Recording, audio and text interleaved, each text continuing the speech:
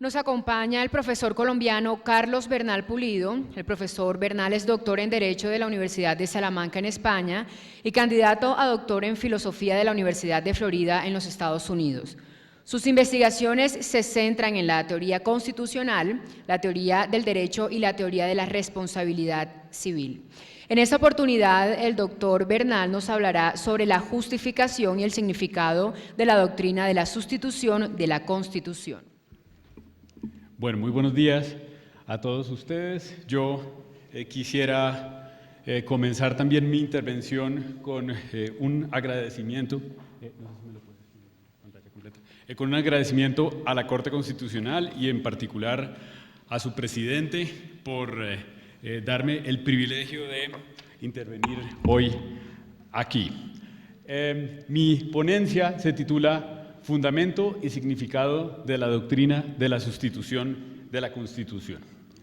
Hace unos días me enteré por televisión que la audiencia de este congreso era 25.000 personas. Entonces me surgió la duda, ¿cómo preparar una ponencia cuando el público es más o menos como este? Esto supone para mí un gran desafío. ¿Por qué? Porque por una parte tengo que decir algo que sea comprensible por todo el público, si no, no tiene sentido que yo me dirija a un público como este. Pero por otra parte, me invita a la Corte Constitucional, me pone al lado del mejor cartel de toreros de todo el mundo, tengo que decir algo interesante. Espero lograr este doble cometido con esta ponencia. Les muestro la cara que puse yo cuando me dijeron lo de 25.000 personas. Muy bien. Pregunta introductoria. ¿Qué es la doctrina de la sustitución de la Constitución? Voy a empezar con algo muy básico. Ustedes saben que nosotros tenemos una Constitución escrita. A esa Constitución escrita es posible introducirle reformas en el texto y esas reformas en el texto implican cambios en el contenido.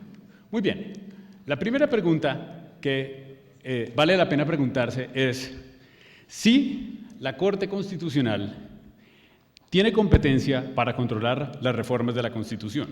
Y como la Corte Constitucional es un poder constituido, el mejor sitio para ir a responder esa respuesta es la propia Constitución.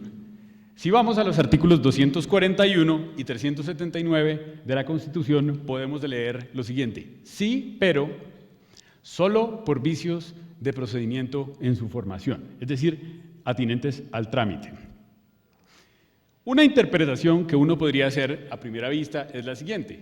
Solo significa que no por otras razones y por tanto lo que de allí podríamos concluir es que no por vicios de contenido, es decir, que la Corte no podría controlar aquello que se decide, solamente el trámite.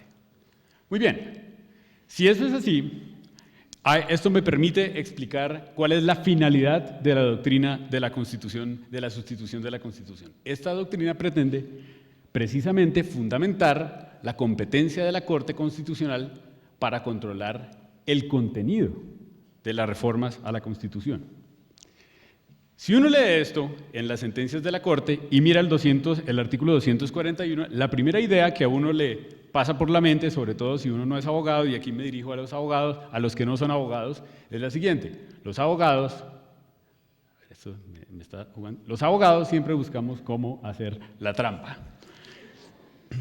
Sin embargo, quizás hay otra alternativa, más caritativa con la Corte, y es que descartar el control por vicios de contenidos es una interpretación solo prima facie, es decir, que todavía no tiene en cuenta todos los elementos que están en juego.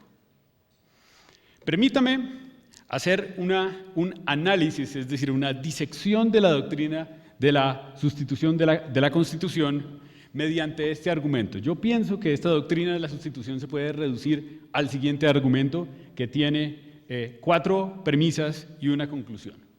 Primer argumento, primera premisa. La competencia para controlar el procedimiento de reforma comprende a su vez la competencia para controlar que el órgano reformador tenga competencia para reformar la Constitución. Es decir, controlar el procedimiento implica controlar la competencia del órgano. Premisa número 2. Atención a esta premisa porque esta es problemática. La competencia para reformar la Constitución es decir, aquello que miramos en la premisa 1, no lleva consigo la competencia para sustituirla, sino exclusivamente para modificarla.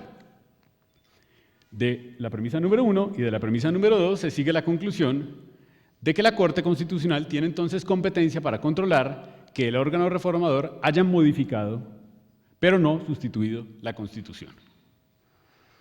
Aquí introducimos otra premisa en el cuarto paso, de la siguiente manera: solo un análisis del contenido de las reformas posibilita a la Corte establecer si la Constitución ha sido modificada o sustituida.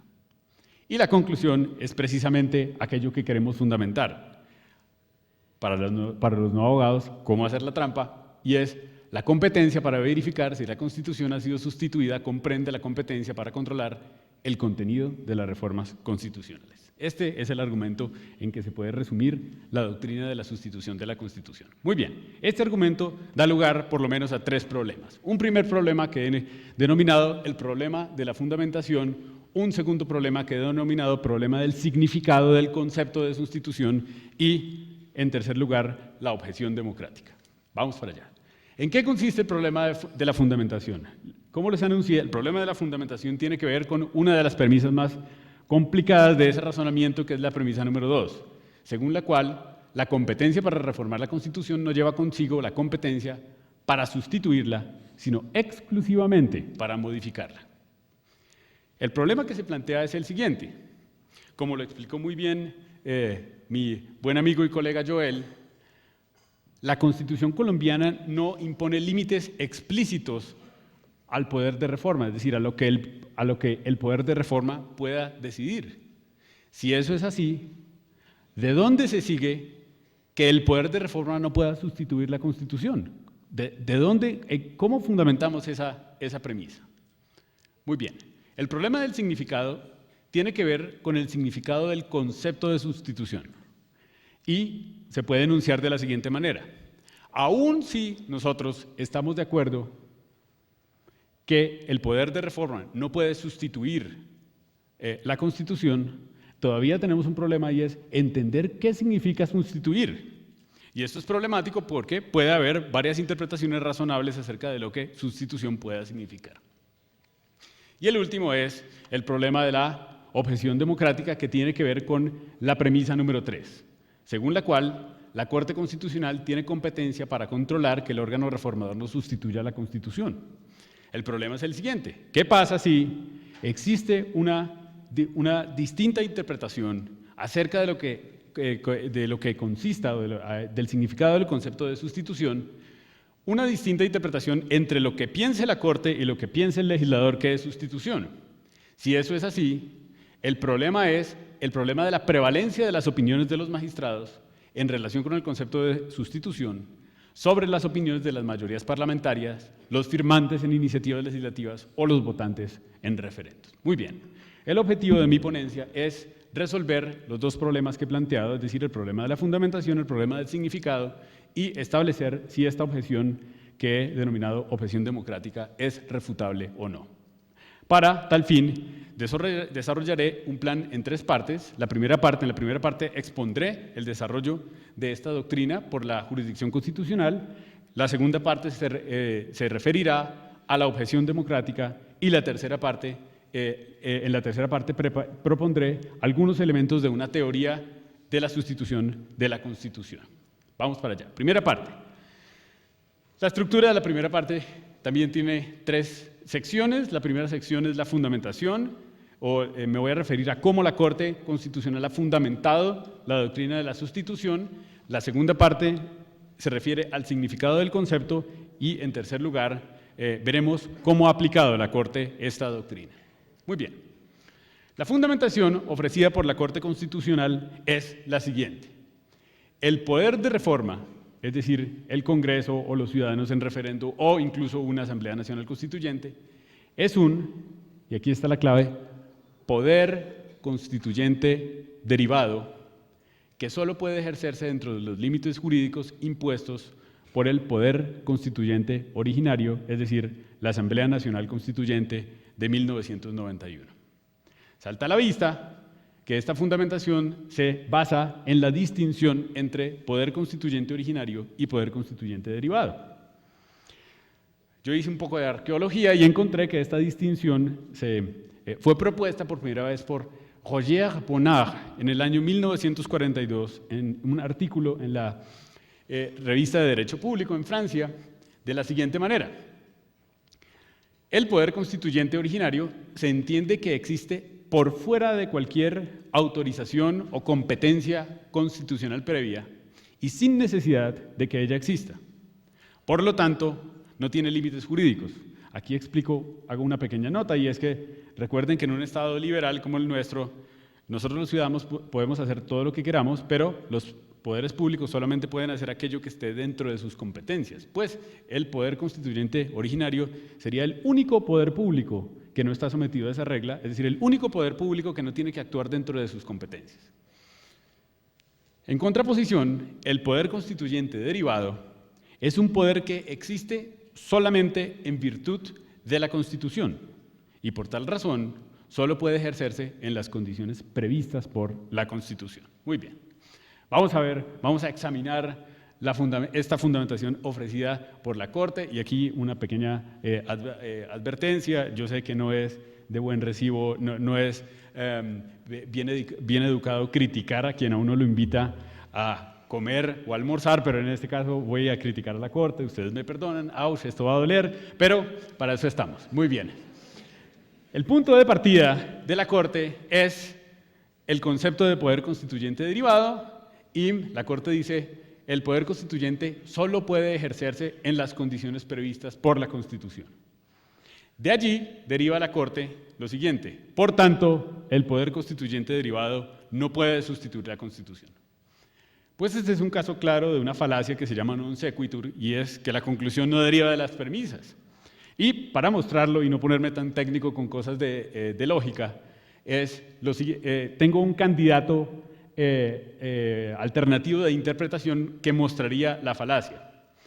¿Qué tal si nosotros interpretamos la cláusula condiciones previstas por la Constitución como exigencias de procedimiento de reforma? Es decir, cuando hablamos de el poder constituyente derivado como un poder que se tiene que someter a las condiciones previstas por la Constitución o en la Constitución, estamos hablando exclusivamente de exigencias de procedimientos de reforma. Si eso es así, el poder constituyente derivado puede, al mismo tiempo, cumplir las exigencias de procedimiento de reforma y, mediante ese procedimiento, perfectamente puede derogar la Constitución o sustituirla por una diferente. Si eso es así, entonces la Corte no ha ofrecido ninguna fundamentación para esta doctrina.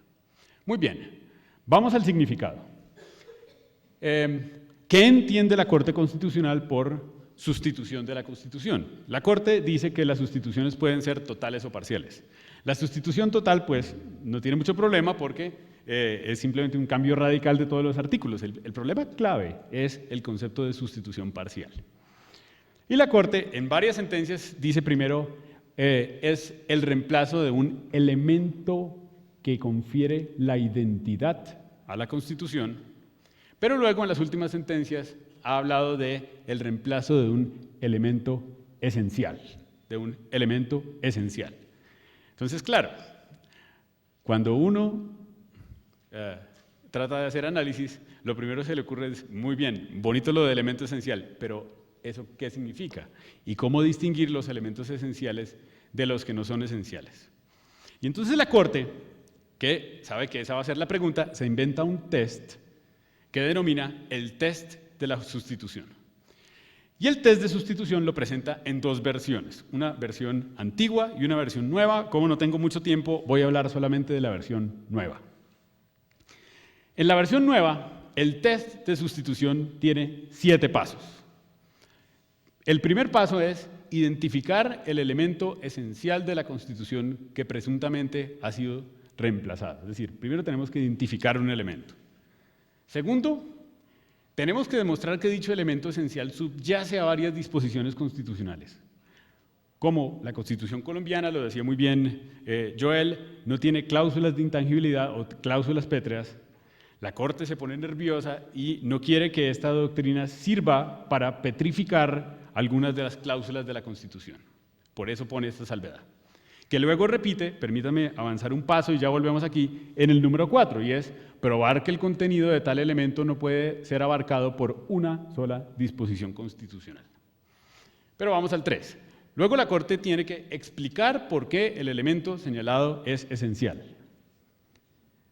En el número 5, en el quinto paso, el cuarto ya lo explicamos, en el quinto paso, tiene que mostrar que catalogar al elemento subexámine como esencial no lleva consigo la petrificación de ninguna disposición constitucional. La Corte está tan nerviosa con esto que lo dice 3 veces en el mismo test. Vamos al número 6. El número 6 es evidenciar que el elemento esencial, por ejemplo, la separación de poderes, ha sido reemplazado por uno nuevo.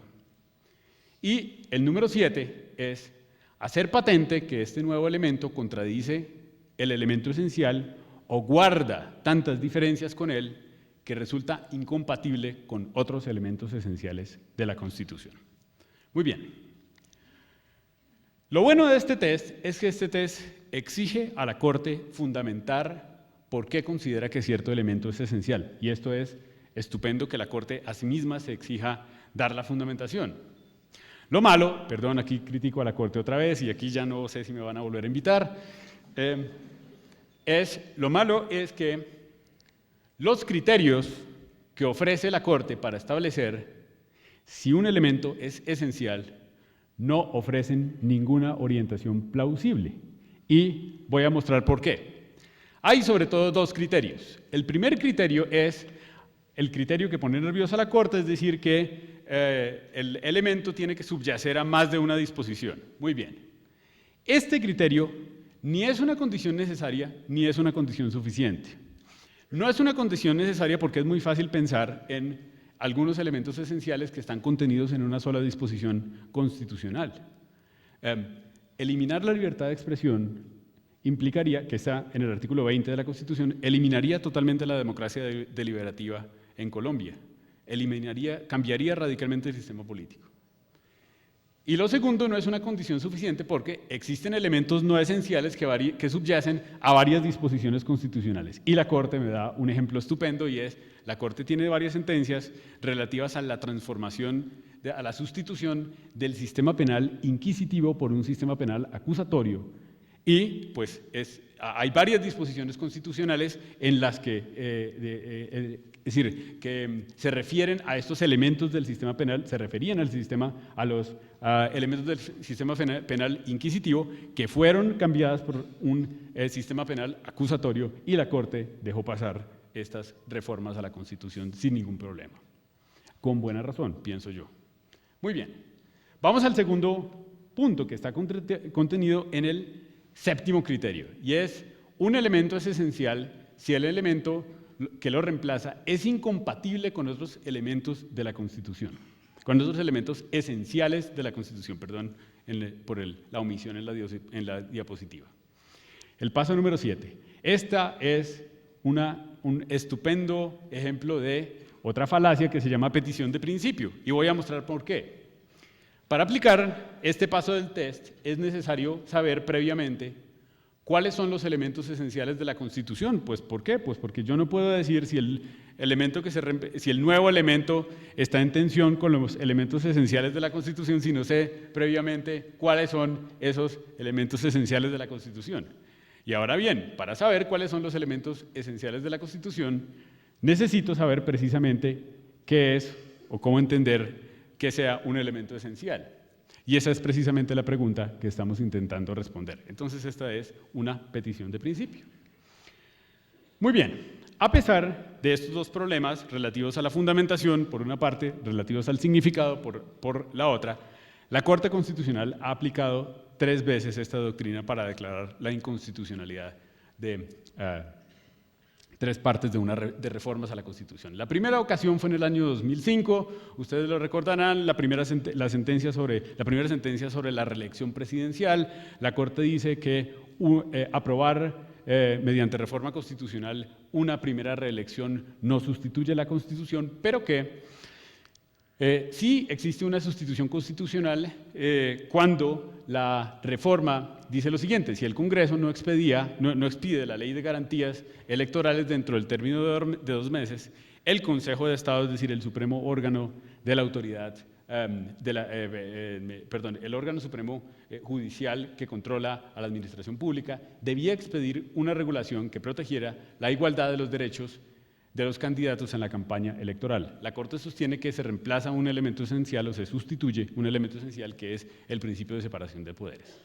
Luego, en el año 2009, tenemos una sentencia muy particular porque se refiere a un asunto muy puntual y es a la incorporación automática a la carrera administrativa de varios grupos de funcionarios que estaban nombrados en provisionalidad. Y la Corte sostiene que aquí se sustituyen dos elementos esenciales. Por una parte, el principio de igualdad y por otra parte, el principio constitucional del mérito como criterio para acceder a la carrera administrativa.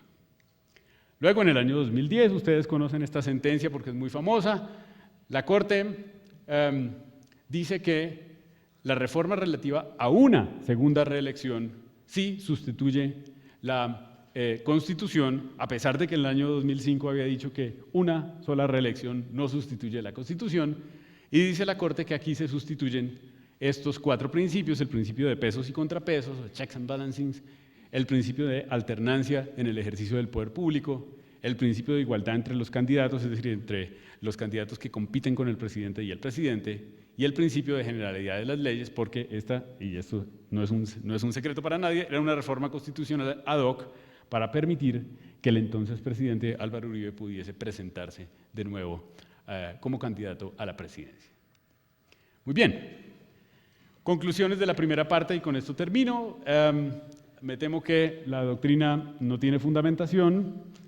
Dos, me temo que no se sabe todavía qué es un elemento esencial. Y tres, que lo que diga la Corte al respecto vincula a los demás poderes públicos y privados. Muy bien. Yo quiero referirme aquí, quiero conectar la objeción democrática con los dos problemas que he venido tratando. El primero, el del significado de elemento esencial, y en segundo lugar, con la fundamentación de la doctrina de la sustitución de la Constitución. Vamos con la primera conexión, la de la objeción democrática con el problema del significado. De nuevo, aquí este es un caso especial en que se pueden aplicar las objeciones generales contra la supremacía judicial, es decir, las objeciones generales contra el control de constitucionalidad. Y aquí me voy a valer de la doctrina de este profesor. Este es un guerrero maorí de Nueva Zelanda, es Jeremy Waldron, es un profesor de Nueva Zelanda que es quien ha hecho la crítica más virulenta a la Judicial Review, a la jurisdicción constitucional, y él lo que dice más o menos es lo siguiente: siempre que se interpreta la Constitución, siempre, eso es palabra, siempre es importante, siempre que existen una interpretación constitucional, existen desacuerdos razonables acerca de cuál es la interpretación correcta. Desacuerdos razonables, en términos de roles, quiere decir que dos personas bien formadas, bien educadas, con buena racionalidad, tendrían buenas razones para estar en desacuerdo. Cada una tendría buenas razones para apoyar su postura. Si eso es así, ¿por qué la opinión razonable de la Corte debe prevalecer sobre la opinión razonable del legislador? Jeremy Waldron sostiene que esta supremacía judicial priva de sus derechos a los ciudadanos ordinarios y viola principios constitucionales medulares como los de representación e igualdad política. Mark Tushnet, ustedes lo vieron aquí hace 2 días, dice que esto implica una restricción sustancial del poder del pueblo para gobernarse a sí mismo. Y un crítico aún más aguerrido, Larry Kramer, de la Universidad de Stanford, dice lo siguiente: la Corte es una élite social a la que injustificadamente se ha atribuido una competencia suprema, y su supremacía es un elemento indeseable, aristocrático, que macula el sistema democrático. El libro de él se llama The People Themselves, el pueblo mismo. Si la Constitución ha sido creada por el pueblo, entonces el pueblo mismo y no la Corte es el que debería tener la supremacía para interpretar la Constitución. Muy bien. Conectemos, vamos al segundo problema, y es la objeción democrática conectada con la fundamentación de la doctrina. Entonces, el primer punto se refiere a la interpretación de aquello que sea un elemento esencial, y la pregunta es: ¿por qué si la Corte difiere del Parlamento, del Congreso, en lo que sea un elemento esencial, lo que diga la Corte tiene que prevalecer. A juicio de estos tres profesores, no debe prevalecer. La objeción democrática, en relación con la fundamentación, tiene que ver con esta pregunta. Incluso si existiesen criterios objetivos para determinar cuáles son los elementos esenciales de la Constitución, es decir, aún si en gracia de discusión admitiéramos que todos estamos de acuerdo y que todos sabemos cuáles son los elementos esenciales de la Constitución, aún cabe preguntarse, ¿y por qué el poder de reforma no puede cambiar esos elementos? ¿Por qué no los puede reemplazar? Aún, como hemos visto, la Corte todavía no ha proporcionado una fundamentación apropiada para responder esta pregunta. Aquí viene mi buen amigo Joel al rescate de la Corte. En un magnífico paper, en un magnífico artículo que publicó en la revista Constellations, le da a la Corte una ayuda. Yo creo que Joel sí merece que lo inviten otra vez. Muy bien. Joel dice lo siguiente. El problema que tenemos es que el concepto de poder constituyente derivado no puede fundamentar la afirmación acerca de la falta de competencia para reemplazar los elementos constitucionales esenciales. Joel propone la siguiente interpretación. Es necesario utilizar el concepto de Carl Schmitt de poder constituyente. Si usamos el concepto de Carl Schmitt y no esta distinción entre poder constituyente originario y derivado, entonces encontramos una buena fundamentación. Muy bien. Vamos a echar una mirada a lo que dice Carl Schmitt acerca del poder constituyente. Carl Schmitt dice lo siguiente: el poder constituyente es una voluntad política que define el tipo y la forma del ente político en el que un pueblo se constituye. Y esto lo hace al adoptar, y esta frase es la frase más importante, ciertas decisiones políticas fundamentales acerca de los elementos estructurales básicos de la Constitución, tales como la forma republicana, si es un Estado unitario o federal, la institucionalización de una democracia liberal. El punto clave es decisiones políticas fundamentales. Si nosotros usamos la teoría de Schmitt, podríamos decir lo siguiente: las reformas constitucionales no pueden alterar estas decisiones políticas fundamentales porque solamente el poder constituyente puede tomarlos, es decir, el poder constituyente originario puede tomarlos, puede cambiarlas, pero no el poder constituyente derivado del poder de reforma, porque es un mero poder constituido. Muy bien. Yo, sin embargo, estoy en desacuerdo con esta posibilidad. Esto no es lo que, es decir, esta posibilidad, Joel indica que Carl Schmitt puede ser utilizado para interpretar la doctrina de la Corte. En este sentido, él no piensa que esta posibilidad, él no dice en el paper que esta posibilidad sea una posibilidad plausible, si yo he leído bien el paper, pero yo me opondría a esta posibilidad. Y mi pregunta es la siguiente: ¿por qué la competencia para reformar la Constitución no implica el poder de alterar las decisiones políticas fundamentales? ¿Por qué no lo puede implicar? Y doy un argumento. Si el fundamento de la Constitución radica en un mero hecho contingente, es decir, la toma de una decisión política, ¿por qué tendría que ser imposible reemplazar los elementos esenciales de la Constitución por medio de otro hecho contingente, a saber, de una decisión política adoptada en una reforma constitucional? Para explicar esto para los no abogados de la manera más fácil posible es: yo tengo una hija preciosa de 4 años, tengo 2 hijas.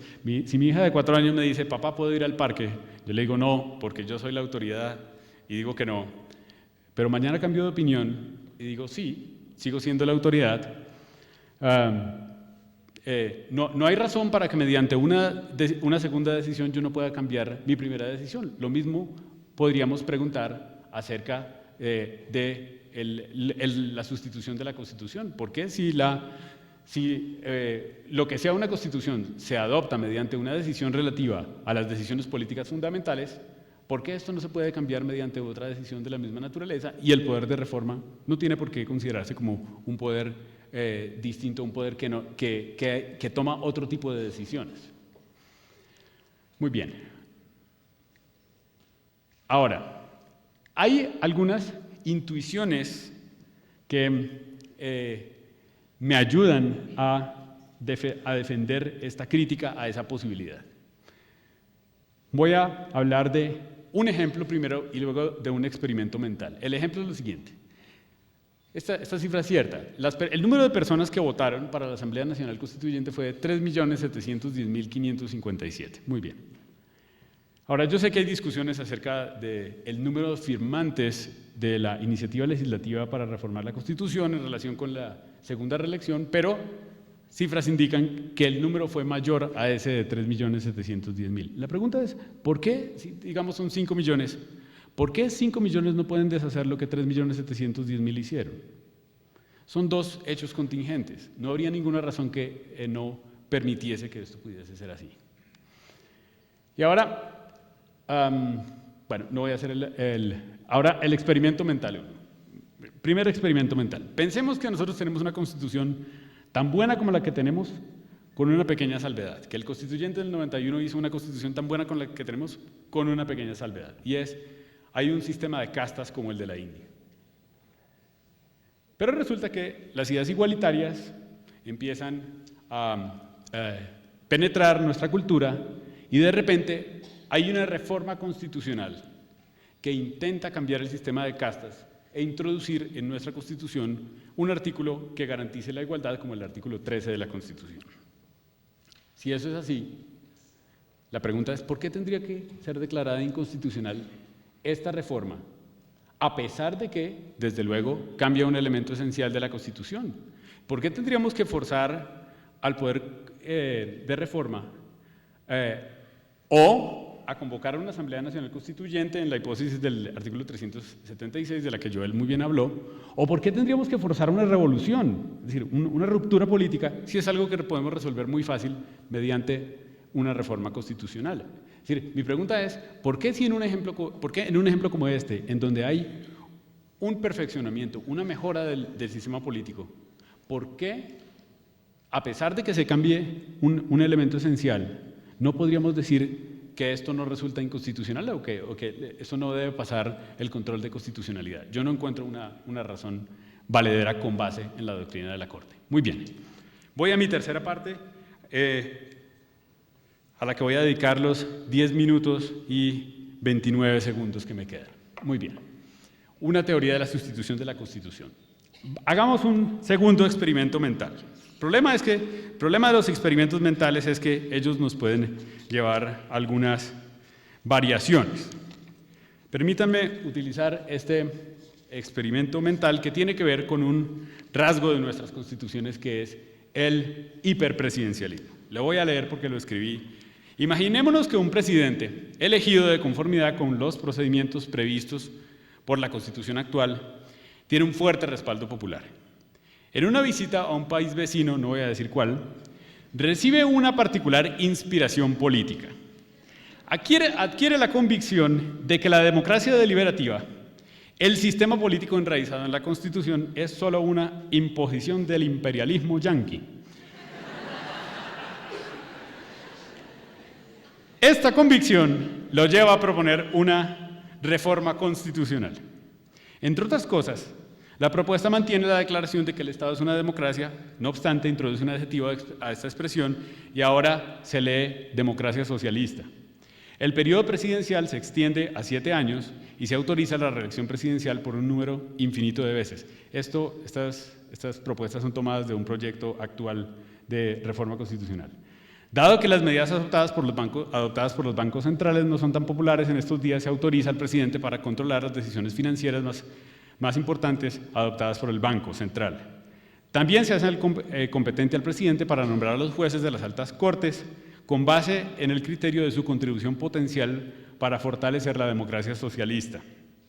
Desde luego, el desarrollo de este tipo de democracia puede ser difícil en condiciones de desacuerdo acerca de su conveniencia. Por esta razón, la reforma atribuye al presidente el poder de controlar los medios masivos de comunicación a fin de asegurar que la información que se comunica es fiel a los ideales constitucionales. Para terminar, la reforma limita la autonomía de las regiones y las ciudades y declara que el presidente es el superior jerárquico de gobernadores y alcaldes. Se piensa que esto garantizaría que la democracia socialista pueda esparcirse a lo largo de todo el territorio del Estado. En este experimento mental, yo creo que todos ustedes estarían de acuerdo conmigo en que nuestra intuición es que la identidad de la Constitución debe defenderse frente a esta manipulación presidencial. La pregunta es ¿cómo? ¿Cómo defenderla? Sí, la doctrina de la sustitución que tenemos hasta ahora no tiene una fundamentación y el concepto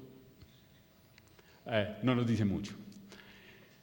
Mi objetivo en esta última parte es defender una teoría distinta, alternativa a la de la Corte, sobre la sustitución de la Constitución. Y lo voy a hacer en dos pasos. En primer lugar, me voy a referir al problema de la fundamentación y en segundo lugar, al problema del concepto de sustitución. Intentaré fundamentar la doctrina de la sustitución con base en dos argumentos, uno conceptual y uno normativo. El argumento conceptual, ayer el profesor Aragón Reyes lo mencionó, es el siguiente, lo mencionó con otras palabras, pero estaba en su discurso, es el siguiente, deriva del artículo 2 y el artículo 16 de la Declaración de Derechos del Hombre y del Ciudadano. El artículo 2 dice que el fin de toda asociación política es proteger los derechos humanos, y el artículo 16 dice que un Estado en el que no existe separación de poderes ni principio de legalidad no tiene constitución. De acuerdo con el argumento conceptual, existen unas condiciones necesarias, es decir, unas condiciones sine qua non, sin las cuales no hay una constitución. Por lo menos, esto debo aclararlo, en el derecho continental, porque, por ejemplo, Australia no tiene una Carta de Derechos Fundamentales y tiene constitución. En el common law es distinto. Pero, por lo menos en el derecho continental, es necesario que exista un catálogo de derechos fundamentales, el principio de separación de poderes y el principio de legalidad. Esos tres serían los elementos esenciales y la idea es la siguiente. Cuando nosotros hablamos del concepto de constitución, nos estamos refiriendo por lo menos a estos tres elementos. Ahora bien, la Constitución no puede perder uno de estos elementos sin devenir una entidad distinta. Si uno le quita uno de estos elementos, ya no tenemos una Constitución, tenemos otra cosa. Ahora bien, la Constitución dice que en el artículo 376 que el Congreso y la Asamblea Nacional Constituyente, etcétera, tienen poder de reformar la Constitución. Esta frase, reformar la Constitución, implica que antes de la reforma y después de la reforma, y esto es importante, después de la reforma, tiene que haber una Constitución. Es decir, si lo que hay después de la reforma no es una Constitución, pues entonces, efectivamente, el poder de reforma no está reformando la Constitución, está haciendo otra cosa distinta. Le está quitando, está desnaturalizando la Constitución, está convirtiendo la Constitución en una entidad distinta. Para que exista, tercera premisa del argumento conceptual, para que exista una Constitución después de la reforma, pues la Constitución todavía tiene que tener los tres elementos esenciales. Como conclusión, el poder de reforma no puede eliminar ninguno de los tres elementos esenciales, no puede eliminar los derechos fundamentales, no puede eliminar la separación de poderes y no puede eliminar el principio de legalidad. Muy bien, las consecuencias, este argumento conceptual tendría una consecuencia sobre el significado del concepto de sustitución. Es decir, si nosotros estamos de acuerdo que este concepto de constitución es plausible y que este argumento es valedero, entonces tendríamos ya una teoría del concepto de sustitución de la siguiente manera. Una reforma sustituye a la Constitución si y solo si deroga uno o más de esos tres elementos. Es decir, si deroga el catálogo de derechos fundamentales, el principio de separación de poderes y el principio de legalidad. Muy bien, ahora, el argumento conceptual, si esto me lo permite, es muy débil. ¿Por qué es débil el argumento conceptual? Primero porque depende del uso lingüístico del concepto, de los usos lingüísticos del concepto de constitución, lo cual es una cosa contingente. Por ejemplo, ¿qué tal si se hiciera popular entre nosotros el concepto australiano de constitución, es decir, sin Carta de Derechos Fundamentales? Pues la conclusión sería que si este es nuestro nuevo uso lingüístico, entonces pues el poder de reforma podría derogar el catálogo de derechos fundamentales sin que esto implicara una sustitución de la Constitución. Y luego, esta es una segunda parte que muestra una segunda razón que muestra la debilidad de este argumento. Fundamenta la aplicación de la doctrina frente a un concepto abstracto de constitución, pero no frente a la concreta Constitución colombiana de 1991. La Constitución colombiana de 1991 es un caso especial, es una instantiation, se diría en inglés, una ejemplificación o una reificación del concepto de constitución, pero tiene unas propiedades específicas, y este concepto no toma en cuenta esas propiedades específicas. Y lo último es que pues, el control es tan débil que todas o casi todas las reformas a la Constitución pasarían por allí, excepto una reforma totalmente grosera que derogara los derechos fundamentales. Quizás incluso la reforma propuesta en mi ejemplo hipotético pasaría también este test de sustitución. Muy bien. Por eso es necesario introducir un segundo argumento, que es el argumento normativo. Y con este argumento ya termino en los 5 minutos que me quedan. Tengo que explicar unos presupuestos y después doy el argumento y al final presento 2 reglas y un criterio de aplicación de la doctrina de la sustitución. Los presupuestos son los siguientes, son unos presupuestos conceptuales. Primer punto, la Constitución escrita es una entidad intencional. La Constitución escrita es algo que nosotros hacemos o nuestros representantes hicieron como el producto de una acción intencional colectiva. Es decir, ellos juntos, nuestros representantes en la Asamblea Nacional Constituyente, se pusieron de acuerdo e hicieron una declaración. Ese es un acto de habla, las declaraciones son actos de habla, una declaración mediante la cual declararon que esa es una constitución vigente. Todas las entidades intencionales tienen una finalidad, No existe ninguna entidad intencional que no tenga una finalidad. Por ejemplo, nosotros creamos la moneda de curso legal forzoso, esa es otra entidad intencional, con el propósito de facilitar los intercambios comerciales. Entonces, el argumento normativo se refiere a la relación que existe entre la Constitución y su finalidad. ¿Cuál es el propósito o la finalidad de una Constitución?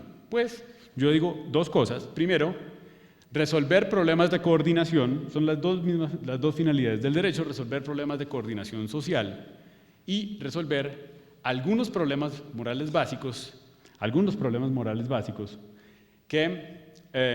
cuyas soluciones tienen 2 características. Son contenciosas, es decir, nosotros podemos disputar acerca de ellas y por eso, si no existe constitución y si no existe derecho, caemos en la anarquía. Y en segundo lugar, decisiones que es necesario hacer efectivas. Necesitamos hacer efectivas en realidad estas decisiones. Muy bien. Tercer presupuesto. Es posible resolver los problemas de coordinación y los problemas morales de muchas maneras. Y cada constitución, esto es bien importante, institucionaliza un sistema político. Esto es lo que da especificidad a una constitución. La diferencia específica de una constitución depende del tipo de sistema político que institucionalice. Y cada sistema político es una forma específica de resolver estos problemas morales y de coordinación. Desde ya lo adelanto, el sistema político específico que adopta la Constitución colombiana es el de la democracia deliberativa, Por tanto, la característica específica de nuestra Constitución es que es una Constitución de una democracia deliberativa. Y el último punto que tengo que explicar es una tesis del profesor Alexi, que él la postula frente al derecho en general, y aquí yo la uso para el acto de adopción de una constitución. Es la tesis de la doble naturaleza, del acto de adopción de una constitución. El acto de adopción de una constitución tiene una naturaleza fáctica o empírica por una parte, y una naturaleza ideal o crítica por otra. No puedo extenderme mucho y para esto lo remito a las obras del profesor Alexi, pero la naturaleza fáctica del acto de expedición de una constitución es la siguiente. Es una declaración, es decir, un acto de habla, que hacen los constituyentes como representantes de la sociedad juntos, de que el conjunto de disposiciones de la Constitución escrita tiene validez y crea un Estado y un sistema jurídico. Los actos de habla son entidades del mundo fáctico, las declaraciones son entidades del mundo fáctico, por eso esto explica la naturaleza fáctica de la Constitución.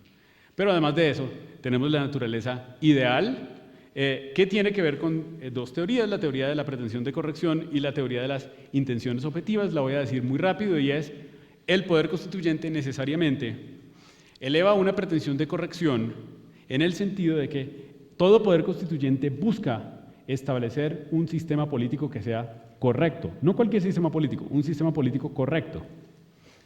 Y también lo siguiente: existen unas intenciones objetivas de corrección, es decir, de la pretensión de corrección se sigue que para que un grupo de personas que hacen juntos una declaración acerca de la validez de una constitución pueda considerarse o catalogarse como un poder constituyente, necesariamente debe tener la intención colectiva de adoptar un sistema político correcto para su sociedad.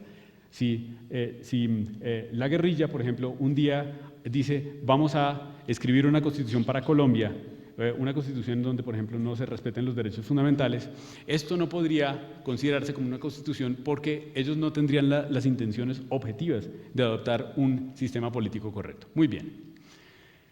El argumento normativo, y me quedan 3 diapositivas y ya termino, tiene la siguiente estructura. Premisa número 1: toda constitución pretende institucionalizar un sistema político correcto. Premisa número 2: la democracia deliberativa es un sistema político correcto. Ustedes conocerán el concepto de democracia deliberativa, en el que se implica la necesidad de justificar todas las decisiones políticas, adoptarlas mediante un intercambio de argumentos, y eso presupone los derechos fundamentales, y en el que los participantes están comprometidos con los valores de racionalidad e imparcialidad. Tercer punto: la diferencia específica de la Constitución del 91 es que pretende institucionalizar la democracia deliberativa mediante ciertos procedimientos democráticos y ciertos derechos fundamentales. Cuarto: de la dimensión ideal se sigue que el constituyente derivado tiene que preservar el sistema político adoptado por el constituyente primario si ese sistema es un sistema político correcto. Quinto, por último, este deber es incompatible con las reformas constitucionales que derogan o afectan severamente los derechos fundamentales y los procedimientos que hacen posible la democracia deliberativa. Muy bien. 2 reglas y un criterio de aplicación. Primera regla para utilizar frente al concepto de sustitución. Ya la dije, según el argumento conceptual, una reforma sustituye a la Constitución si y solo si deroga los derechos fundamentales, el principio de legalidad o el principio de separación de poderes. Esto tiene que complementarse con lo que se sigue del argumento democrático, es decir, una reforma sustituye a la Constitución si y solo si cambia la Constitución de una manera en que ya no puede considerarse como la institucionalización de una democracia deliberativa. Segunda regla. Ahora bien, tenemos un problema, y es que habrá muchas reformas constitucionales que interfieran en alguno de los elementos básicos de la democracia deliberativa, por ejemplo, la libertad de expresión, la libertad de asociación. Pregunta: ¿todas las reformas que afecten esos derechos tendrán que ser declaradas como una sustitución de la Constitución? Mi tesis es no. Solo las severas, y aquí utilizo un criterio que la jurisprudencia colombiana ha utilizado para la dogmática del estado de sitio, y es el de la enormidad de la anormalidad. Solamente si la anormalidad en uno de los elementos de la democracia deliberativa es enorme, podrá considerarse como una sustitución de la Constitución. Obviamente, ustedes me dirán, las 2 reglas son indeterminadas, tienen textura abierta.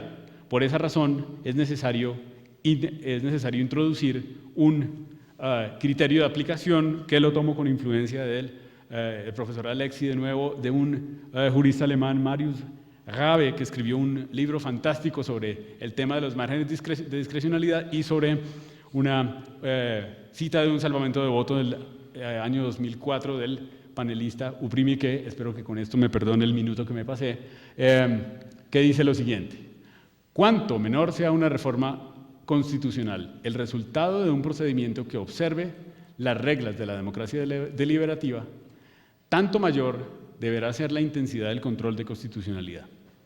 Y lo correlativo aplica: cuanto mayor sea el procedimiento la reforma constitucional, el resultado de un procedimiento que observe de las reglas de la democracia deliberativa, es decir, que haya habido gran participación popular, discusión en condiciones de equidad de la reforma, tanto menor deberá ser la intensidad del control de constitucionalidad. Muchas gracias.